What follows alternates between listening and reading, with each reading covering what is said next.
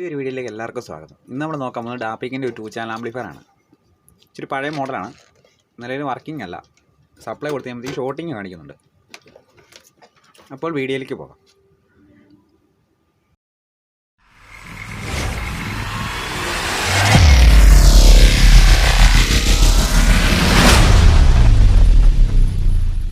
നേരത്തെ സ്പെയർ മാറ്റിയിട്ട് കഴിഞ്ഞ് പ്രൊട്ടക്ഷൻ കാണിച്ചത് എന്താണെന്ന് വെച്ച് കഴിഞ്ഞാൽ ഔട്ട്പുട്ടിൻ്റെ ഡയോഡിൻ്റെ കാല് ഡ്രൈ ആയിട്ട് നിൽപ്പുണ്ടായിരുന്നു. അത് സോൾട്ട് ചെയ്ത് കഴിയുമ്പോഴത്തേക്ക് ആ പ്രശ്നം മാറിയിട്ടുണ്ട്. ഇപ്പോൾ പവർ ഇൻഡിക്കേറ്റർ ഓൺ ആയിട്ടുണ്ട്.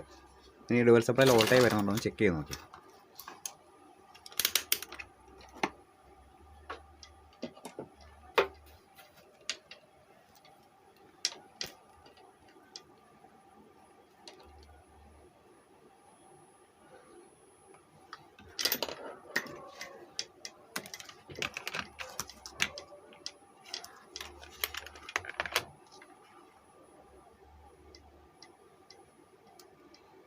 ഡുവൽ സപ്ലൈക്കകത്ത് വോൾട്ടേജ് റെഡി ആയിട്ടുണ്ട്. Minus volt plus volt.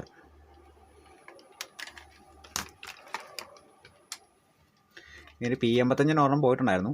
അത് മാറ്റിയിട്ട് കഴിഞ്ഞ് പിന്നെ പ്രൊട്ടക്ഷൻ കാണിച്ചു. അന്നേരം ഇവിടെ ചെറിയ ലെഡിൻ്റെ തരി ഇരിക്കുന്നുണ്ടായിരുന്നു. അത് മാറിയപ്പോൾ ജസ്റ്റ് പിന്നെ പ്രൊട്ടക്ഷൻ മാറി കഴിഞ്ഞിട്ട് പിന്നെ നോക്കിയപ്പോഴും പിന്നെ പ്രൊട്ടക്ഷൻ കാണിക്കുന്നുണ്ട്. അപ്പോൾ നോക്കിയപ്പോഴത്തേക്ക് ഔട്ട്പുട്ടിൻ്റെ ഡയോഡിൻ്റെ ഒരു കാല് ഡ്രൈ ആയിട്ട് നിൽക്കുമായിരുന്നു. അപ്പോൾ അത് അയച്ചിട്ട് നല്ലതായിട്ട് ക്ലീൻ ചെയ്ത് സോൾഡർ ചെയ്ത് കഴിഞ്ഞപ്പം പ്രശ്നം മാറിയിട്ടുണ്ട്.